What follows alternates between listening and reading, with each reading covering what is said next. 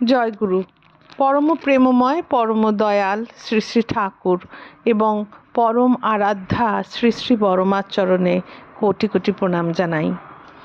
বড়মার জীবনচর্চা সম্পর্কে আলোচনা করতে গিয়ে মাঝে মাঝেই মা সারদা দেবীর জীবন কাহিনী মনে পড়ে। ছোটবেলা থেকেই পরম পুরুষ শ্রী শ্রী রামকৃষ্ণ ও মা সারদা দেবীর জীবন কাহিনী অসংখ্যবার পড়েছি। মা সারদা দেবী ছিলেন নিঃসন্তান, মাতৃহৃদয়ের আদি চাহিদা, কোলে সন্তান। তাই একদিন ঠাকুরের কাছে বলেই ফেললেন অকপটে, আমায় একটা সন্তান দেবেন। পাড়ার লোকেরা সকলে আমার মুখ দেখলে বলে আজ আমার দিন ভালো যাবে না, নিঃসন্তান আমি, তাই আমায় একটা ছেলে দেবেন। ঠাকুর এই কথা শুনে অবাক হয়ে মাকে বলেছিলেন, সে কি গো, ওই দেখো না কত লক্ষ লক্ষ সন্তান তোমায় মা বলে ডাকছে, আর তুমি একটা সন্তান চাইছো? মা আমার জগৎ পিতার সহধর্মিণী, তাই তো মা আমার জগৎ জননী। এইবারে মা ছিলেন একেবারেই সম্পূর্ণ গৃহিণী। শ্রী শ্রী বড়মার কথা বলছি। সব সময় ঠাকুরের শরীরের দিকে নজর রেখে দরকার হলে ডাক্তারদের সাথে পরামর্শ করে তার ভোগের ব্যবস্থা করতেন। কখনো কখনো ঠাকুরের ইচ্ছা অনুসারে সেই তরকারি রান্না করতেন।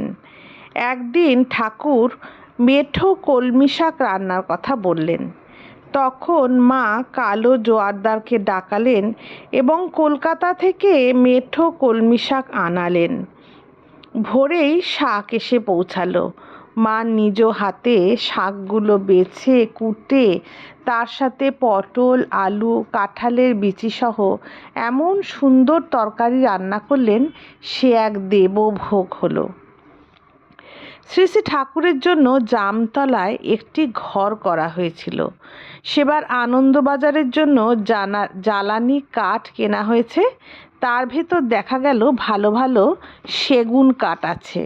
ঠাকুর তাই দিয়েই তার ওই ঘর বানানোর কথা কাঠের মিস্ত্রি মনোহরদা, সুধীরদা ও গৌরদাকে বললেন। সে ঘর আজও আছে, কিন্তু ওই ঘরে বাস করতে করতে শ্রী শ্রী ঠাকুরের স্ট্রোক হলো। দুপুরে শুয়েছিলেন, খুব গরম পড়েছিল, তাই একটা হিউমিডিফায়ার মেশিন বসানো হয়েছিল। সেই ঠান্ডায় ঠাকুরের ওই স্ট্রোক। তখন বেলা 4টে নাগাদ হবে। ঠাকুর ঘুম থেকে উঠেই বললেন, বড় বউ কনে রে? মা তখন দাঁড়িয়ে আছেন বাইরেই। মা ঠাকুরের কাছে দাঁড়ালেন। ঠাকুর একটি পা বিছানায় তুলেই মাকে বললেন, দেখ বড় বউ, বলছেন, আর গালের দিকে হাত তুলে দেখাতে গিয়ে অমনি বিছানায় শুয়ে পড়লেন। মা ঠাকুরের ওই অবস্থা দেখেই বিছানার ধারে এসে ধরে নিলেন, তা না হলে ঠাকুর হয়তো মাটিতেই পড়ে যেতেন। সঙ্গে সঙ্গে ঠাকুরের মুখ হাত কেমন বেঁকে গেল। তক্ষুনি বড়দাকে খবর দেওয়া হলো। ছোটদাও এসে গেলেন। বড়দা এসেই কলকাতায় খবর দেওয়ার ব্যবস্থা করলেন। 40 নম্বর বদ্রিদাস টেম্পল স্ট্রিট থেকে বড় বৌদি ও তার ছেলেরা সবাই এসে গেল। কিরণদা প্রথমে ডাক্তার জে.সি. ব্যানার্জিকে নিয়ে এলেন। তারপর তাপস রায়, অমিয় রায়চৌধুরী, আরও অনেক ডাক্তার এলেন। তখন সে কি একটা পরিস্থিতি! পূজ্যপাদ বড়দার আর সমস্ত কাজ ফেলে বাবাকে ভালো করার সে কি প্রচেষ্টা! এখানেই তার রাতে থাকার ব্যবস্থা করা হলো। সে সময় মাকে দেখেছি কেমন চিন্তিত ও সর্বদা শ্রী শ্রী ঠাকুরের পাশে বিছানায় বসে থাকতো, সেবায় নিরতা থাকতেন। নিদ্রা, আহার সব তখন তার কাছে গৌণ হয়ে গিয়েছিল। এমন করে 2 দিন কেটে গেল বিনা আহারে, বিনা নিদ্রায়। কেবল মাঝে মাঝে 1 ঢোক জল খান আর একটা পান মুখে দেন। বড়দা তখন একজন নিষ্ঠাবান কর্মী সত্য শর্মার ডাকে দিয়ে কিছু ফলের রস বানালেন এবং মাকে খাওয়ানোর চেষ্টা করলেন। শেষে তিনি মানে বড়দা নিজেই এসে মাকে বললেন, আদরের সুরে বললেন, মা, এই রসটা সত্য তোমার জন্য করে এনেছে। ও খুব নিষ্ঠাবান, এটা তুমি খেয়ে নাও। মা বললেন, আগে ঠাকুরকে সারাবার ব্যবস্থা কর, তারপরে।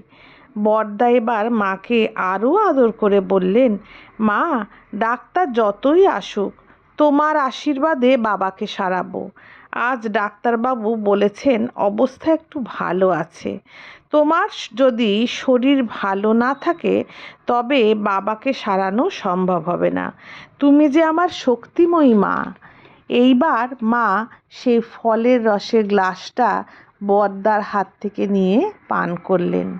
মার এবং বড়দার অক্লান্ত সেবায় এবং ডাক্তারদের নিরলস প্রচেষ্টায় শ্রী শ্রী ঠাকুর সুস্থ হয়ে উঠেছিলেন। মা মাত্র 11 বছর বয়সে চক্রবর্তীদের সংসারে এসে সেই বাড়ির বিশাল যজ্ঞের ভার নিজের হাতেই নিয়েছিলেন। বধূ জীবনে প্রবেশ করেই তাকে সেই সংসারের সব ভার নিতে হয়েছিল। তিনি গৃহলক্ষ্মী হলেন। সংসারের সব কাজ নিজের হাতে নিলেন। শ্বশুর, শাশুড়ি, ননদ, দেবরের সেবায় জীবন কাটাতে লাগলেন। এমনি করেই শ্রী শ্রী বড়মা সংসারটাকে সুন্দর ও শ্রীতে পরিপূর্ণ করে তুললেন। এই আমার মা, তার চরণে জানাই কোটি কোটি প্রণাম। আজকের আলোচনা এতটুকুই। জয় গুরু। বন্দে পুরুষোত্তমম।